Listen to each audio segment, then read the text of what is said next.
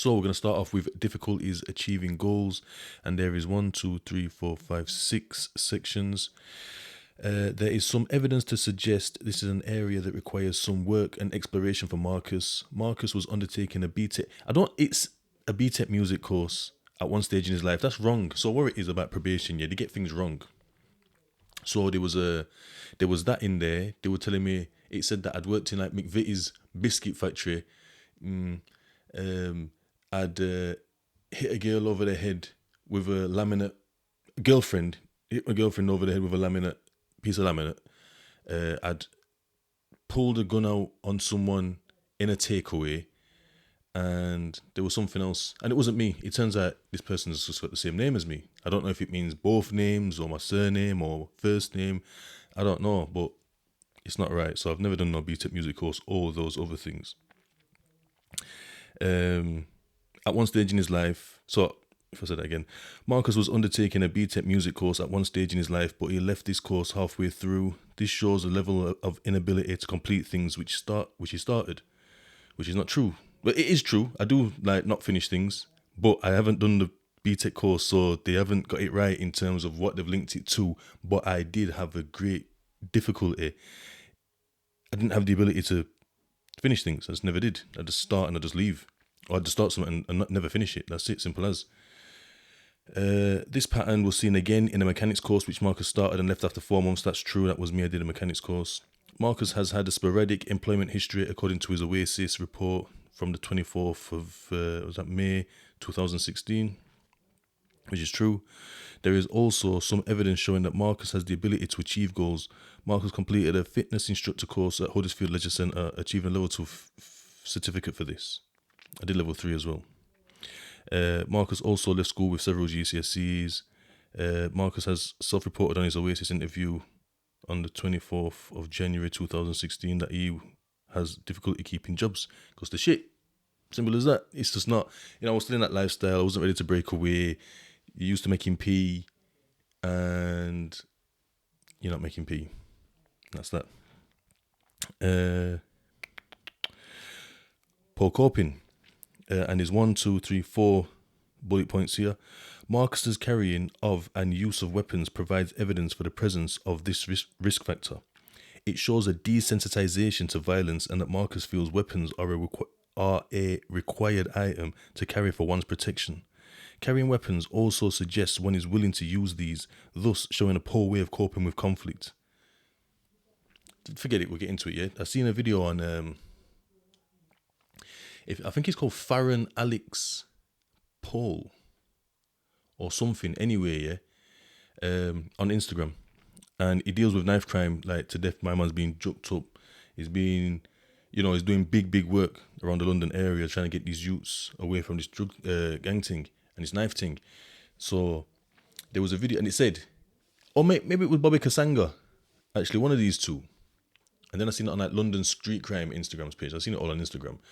But it was saying about, it just said on the screen, as it's showing you like a security camera, CCTV footage from inside a takeaway. It looked like a takeaway anyway. And there's a guy stood there with a girl, a male stood with a female. And the caption said, like on the screen, like basically, would it have ended differently if he didn't have a knife? So anyway, like, you're watching several seconds, 10 seconds. It seemed like a long time for like Instagram. Do you know what I mean? Of like, just a guy, like a young lad, like just messing about. A girl sat down on like a stool or something. He's just stood there kind of just whatever. He's got like his back. You're looking at him from the side and there's like a door. And then his door just bursts open, yeah? And then obviously these youths are carrying some big, long Shankamalankas. And obviously he's like, boom, but what is his back tight, his thing? They both got like big Rambo ones. And obviously they're doing the knife dance, like, like a bit like fencing. And there's 2 of them, like, coming through the door, trying to come through the door, because like coming through, like, using the door's protection, this and that. He's got like a flipping stool in one hand, and he's like using it as like a kind of like defensive mechanism thing, and he's got the, he's going forward with the shank, like, and in the end, nothing happened. Alhamdulillah, nothing happened to any of them, yeah? And you can hear him say, let's go. Do you know what I mean, to the girl? And he like sheaths the thing and gets off, because obviously them kids have got off as well, them other geezers. And obviously, if he didn't have a knife, I think them guys weren't just coming to like mess about. You know, these guys are putting it all in, all 50 inches of it. Do you know what I mean? Like, that sounds a bit, but yeah, it's heavy, man. So it's saying, so basically, the lifestyle that man's living, and what I'm trying to say is, I never carried a knife for going out robbing or anything, or like, I had the knife for protection, and I would. Anyway, I had the knife for protection, basically. Using it, yes, I would have, because I'm not having it for like. I'm using it for protection. Do you know what I mean? And if I have to, kind of, you know, but it's not about that anyway. Yeah, not on them things there. But what I'm trying to say is, I could roll around on my own and get to where I'm going without any trouble. But if someone stepped to man, then run out back at without really wanting to use. But if they don't understand that man's a user, it could get mad. So that's what I'm saying. So it's not about. So basically, I don't live that lifestyle now. Don't advocate for it. Armless, harmless, and armless, unarmed. 'Cause it's danger out here on the streets, man. Like you can't even like disarm the youths as well, yeah. Because like I say, don't mean that they're ops are disarmed. You know them ones.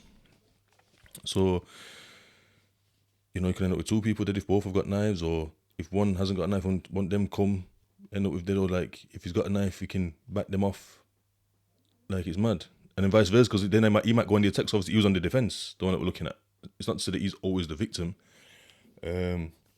So it gets messy, it gets mad when you're in that lifestyle. And it's not easy for these kids to get out of, because they're just kids, they don't know any better, they don't know anything different. And the lifestyle and the gal and everything's formed around kind of being something or someone.